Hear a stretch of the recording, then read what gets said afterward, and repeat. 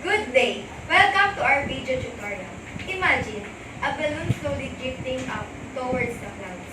As it goes higher and reaches a certain amount of heat, the balloon will explode or pop out. This situation is related to our topic for today, which is the Big Bang Theory, the birth and death of stars. What is Big Bang Theory? Big Bang Theory is the beginning of everything. The idea that the universe was suddenly born and is not infinite up to the middle of the 20th century. Most scientists thought of the universe as infinite and ageless, and Einstein's theory or relativity gave us a better understanding of gravity, and Edwin Hubble discovered that the galaxies are moving apart from one another in a way that first previous prediction. The next one are epochs, and the first epoch was Blank. In this era, no matter existed in the universe at this time. Only the forces of nature, like gravity, strong nuclear, weak, and electromagnetic. The second was Grand Unified. Grand Unified is where ended one of those forces called strong nuclear and then broke away. And the third is inflationary. It is when the universe rapidly expanded. Electroweak. And the electroweak era is wherein the last two forces, electromagnetic and weak, split off. And the quartz. In this era, the universe was still too hot and dense for subatomic particles to form. And the hadron. This is where the universe cooled down enough for quarks to find together and forms the protons and neutrons. And the last two epochs is lepton and nuclear. In this era, they fused together and created First nuclei element. and then formed the first element called. Helium. So, in overview, we have 7 epoch in Big Bang theories. Now, let's talk about the birth of stars. In the birth of stars, it all started in a dark cloud, which is called dark nebula.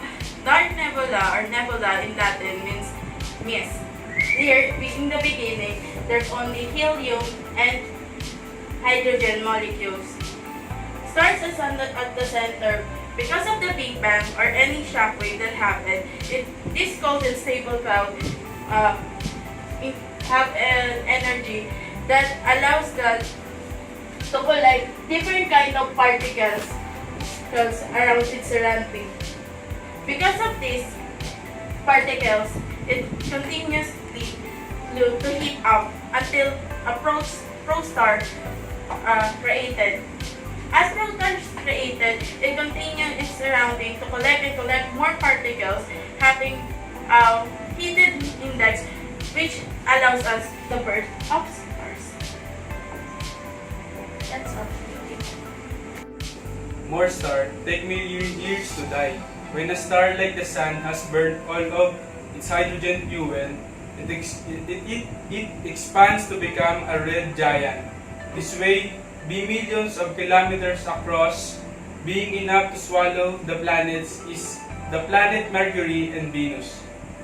Stars heavier than 8 times the mass of the sun end their lives very suddenly. When they run out of fuel, they swell into red supergiants. They try to keep alive by burning different fuels. But this only works for a million years. Then they blow themselves apart. In a huge supernova explosion, for a week or so, the supernova outshines all of the other stars in the galaxy. Then it quickly fades. All that is left as a tiny dense object, a neutron star or a black hole surrounded by an expanding cloud or very hot gas. The elements made inside the supergiant, such as oxygen, carbon, and iron, are scattered throughout space This stardust eventually makes other stars and planets. Big Bang is the start of everything. In the increase of heat, an explosion occurs, creating different kinds of epochs. Epochs give way to form the first element, which is helium. Stars are cold and stable inside the clouds, but the Big Bang causes it to increase heat, creating stars. On the other hand, the death of stars that will happen in million years will create a supernova explosion.